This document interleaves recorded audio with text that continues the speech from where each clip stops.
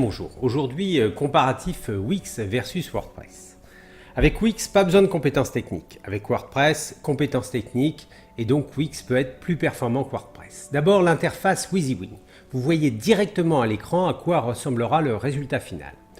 À gauche, WordPress, vous ne voyez pas. À droite, vous voyez immédiatement. Personnalisation totale simplement. Avec WordPress, vous avez droit à des templates. Vous ne pouvez pas changer, sinon il faut savoir coder. Avec Wix, c'est l'inverse. Vous pouvez personnaliser complètement. La gestion de l'environnement web. Alors, nous avons un certain nombre d'exemples, mais grosso modo, avec WordPress, vous devez gérer l'environnement web et faire tous les changements. Avec Wix, tout est fait automatiquement, vous n'avez pas de mise à jour à faire. Dernière petite chose, et non des moindres. Avec Wix, votre site est immédiatement responsive, c'est-à-dire qu'il est adapté au mobile.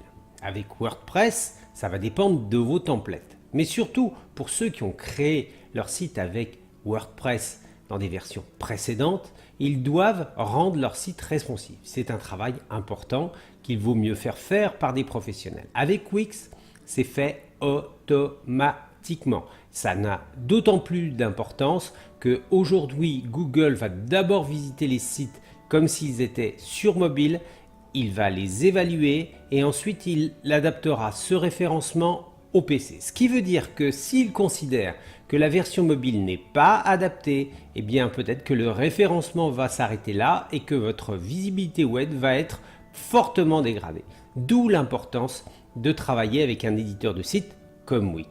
Conclusion, faites une formation WordPress si vous voulez devenir un technicien du web. Sinon, laissez tomber.